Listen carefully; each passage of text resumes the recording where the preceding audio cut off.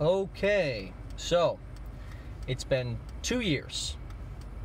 Trump's been president, and I voted for Bernie in 2015. I did not vote in the general election, and I did not support Hillary or Trump or anyone in the general. It was only Bernie. I was not interested in Trump. I was not interested in Hillary. And I was a big Bernie supporter. Volunteered. I called nearly 1,000 people. I did phone banking for Bernie. I did phone banking for Tom Perriello. It's so much has happened, and it's only been 2 years. And one of the reasons why I've warmed up to Trump is that he's literally not Hitler. All right? And the fact that the media, the mainstream media, and mind you, 90% of journalists are progressives, and I am not a progressive. I am a liberal. First and foremost, I am a liberal.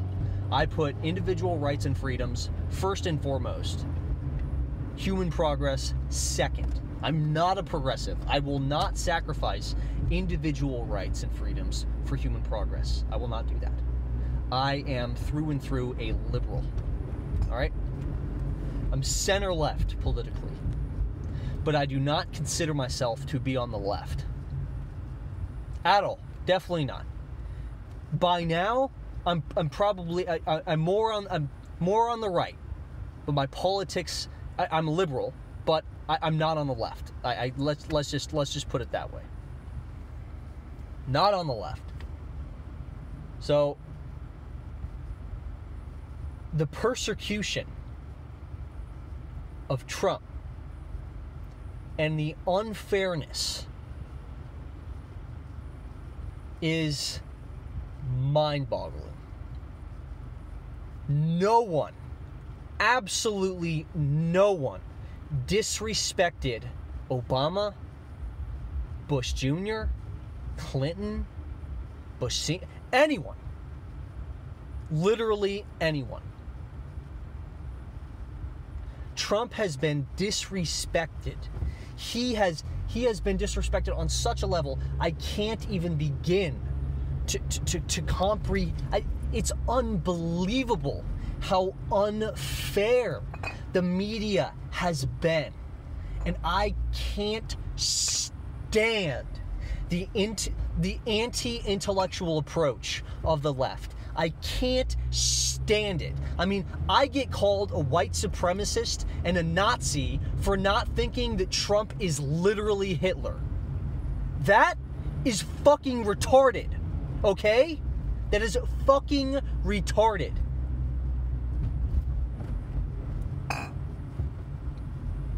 Donald Trump has accomplished so much, and it's only been 2 years. He's not even a politician. He's never held a position of political power, ever.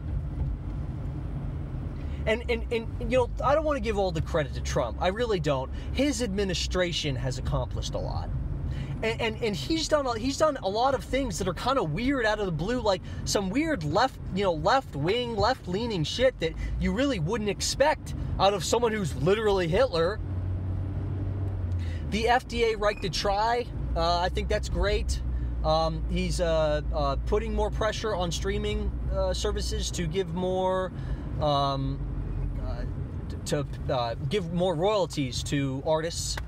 Which it's awesome. I mean, that's awesome. He's not carrying out as many. Well, he's not on pace to carry out as many drone strikes as Obama and previous presidents. So that's good. Even though he is stepping up the rhetoric on foreign affairs and relations and terrorism and just everything. I mean, he's not traditional. But the thing is that I don't I don't take Trump literally. All right? I don't take every word he says as, oh my God, he said that. Yeah, he said something. I know, it's great. It's almost as if we have a president who doesn't speak in vague platitudes all the time. Isn't that awesome? Like, maybe he sounds dumb sometimes, and I get it, he does. But at least he's saying something. At least he's not just getting in front of the camera and literally saying nothing so he doesn't offend anyone and doesn't ruffle any feathers. At least he's saying stuff. He doesn't beat around the bush. He says the shit. He's straight to the point. All right? Like, he's not a politician. Of course he's not. He's not full of. I mean, don't get me wrong. Trump's full of shit.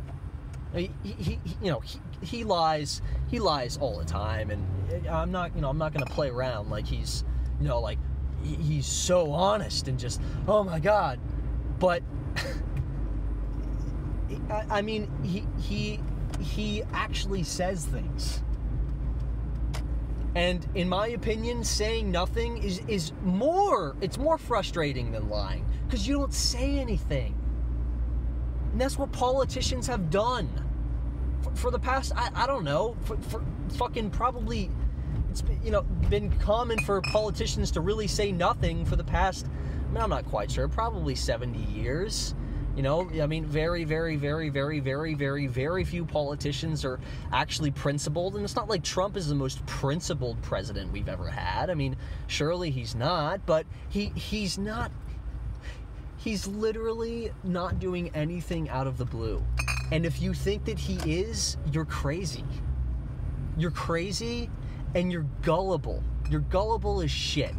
You're willing to believe anything that the MSM tells you. Oh, Don Lemon, duh, he said this. He's neutral. No, he's not.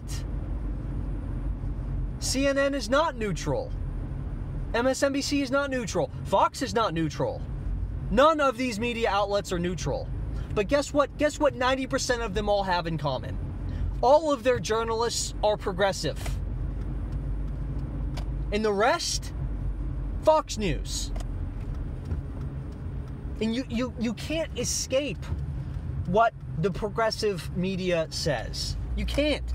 A lot of people, the liberal media, trust me, liberals are not extreme. All right? The people I don't like Sean Hannity or half the people on Fox. The only talking head I'm interested in is Tucker Carlson, because he's the only one who really points out these blatant logical fallacies of just everyone who's just like, Orange man bad, Orange man bad, he bad. And that's the core message of the Democratic Party. That's their message. Trump bad, me no like Trump. And now the recent shit, Orange daughter bad, Orange daughter bad, comparing her use of well, I think it was she used her private email for government-related things. What? Okay. She didn't set up a private server to hide her fucking shenanigans, you idiot. She didn't acid wash all of her hard drives because they contained the truth. She literally used a personal email for government. Whatever. That's not the same thing. That's not the same thing as setting up a server, your own private server in your basement for illegal activity.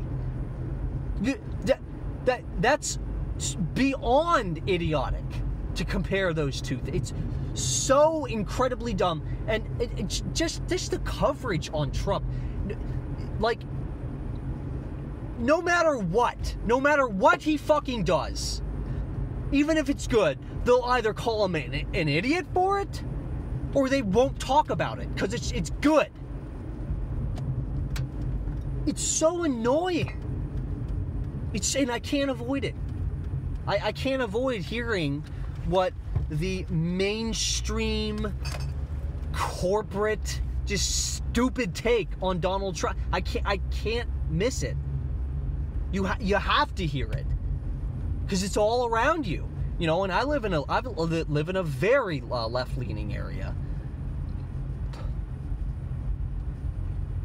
Very left-leaning. I grew up in a very liberal, very left-wing area. You know, I never liked political correctness. From a young age, I was so annoyed with political correctness. So annoyed. You know, just the constant policing of what I'm allowed to say just drove me crazy. You know, and I grew up around people of all races, all creeds, and another thing that has really made me step away from the left, not just this Trump stuff, but the divisive tactics of the left, and particularly, and I don't want to speak for everyone on the left, but particularly the Democratic Party. Particularly the Democrats. I can't stand the divisive, regressive politics and tactics of the left, particularly the Democrats. I can't stand it. I can't stand it. I mean, it's so pathetic. It's like they view, you know, anyone who's not a white male as this pathetic, poor little thing. They just can't do anything for itself because it's so oppressed. We're dividing everyone up by who's a victim and who's an oppressor. I can't stand it. I can't fucking stand it. You're either a victim or you're an oppressor. That's not uniting anyone. Newsflash, you're dividing people. Stop. Stop. Has there been systemic and generational wealth afforded to white people over people of color? Yes. No one disputes that. It was taught in school.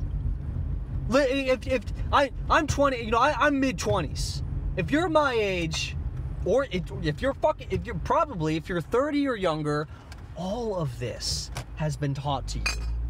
I mean, growing up, it was like, feel bad for the dark people, feel bad. Like always, it was always, oh my God, the poor Indians, the poor blacks, the poor Hispanics.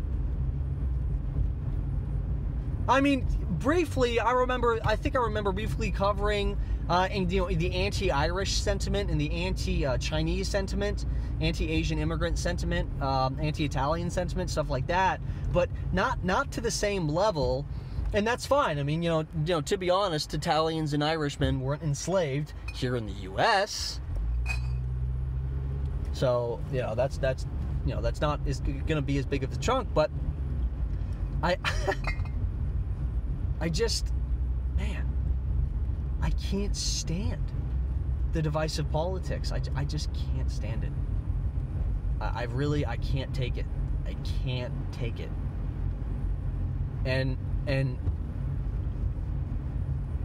you know, I feel like the Democrats used to, you know, be a party that represented everyone, you know, of all colors and creeds, and wasn't as divisive. But this shift that I've noticed is just really upsetting, because in my eyes, the Republicans are becoming the moderate party of America, and the Democrats are continuing to become very extreme. I mean, talking about abolishing immigration and customs enforcement, which, you know, for the people, well, it's only been around for 15 years.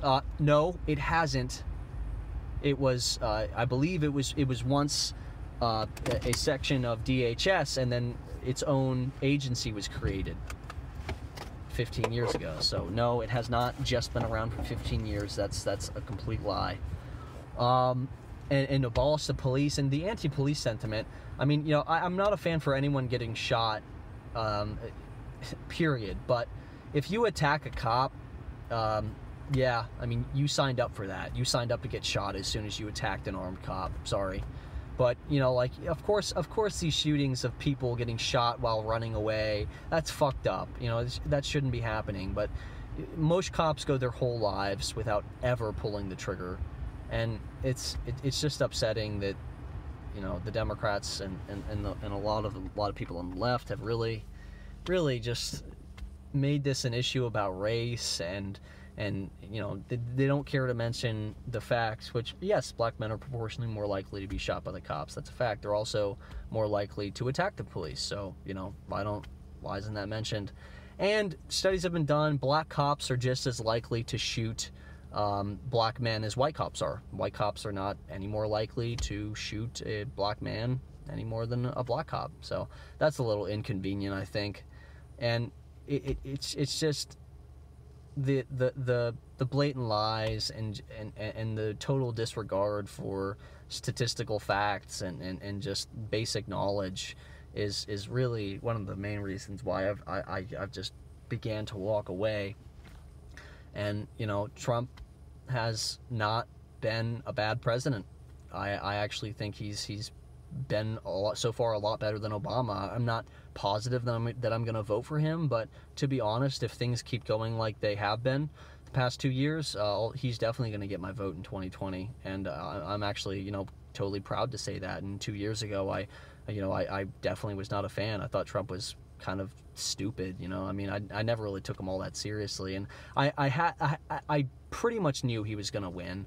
I really didn't like Hillary, and I knew that people just were not going to come out for her, and I was the only person in my class at university who was like, I'm telling you, Trump's probably going to win. And I mean, my professors and all my classmates, they all thought I was fucking crazy. Oh, you're crazy. But no, you know, I had a feeling that people just were not going to show up for Hillary. And, you know, this was a time for you know, a newcomer, a real, just a real upset. You know, Trump was the biggest political upset in maybe, you know, recorded history. I mean, you know, it was huge. And, you know, so far he really has not been that bad, and things keep going like they've been. He's got my vote. But, yeah, from, you know, someone who voted for Bernie Sanders and was an ardent, you know, Bernie supporter, I do have to say Trump he has my approval so far. So, you know, keep being curious, keep doing your research, and always be critical, you know, and try to look at both sides. And if you only watch what you think is fair and, you know, moderate media, you know, take a look at both definitely conservative leaning and liberal leaning people. Try to find people that you agree with on issues, and honestly try to find those people so you can listen to them and bring in new ideas, and so you can strengthen your own, you know, have a diverse you know, set of opinions and ideas. So just you know, stay creative, and let's hope you know, things keep going on. Oh, one more thing, I am a big environmentalist. I do think that Trump will need to pick up on that, and I think that if he decriminalizes or legalizes marijuana across the whole United States, he'll definitely win in 2020. I think that would be probably the best move that he could make as president, would be legalizing marijuana. I think that would be a huge step, and it would get him a lot of support, I think, from a lot of independents. So, but yeah, thank you. Have a good one.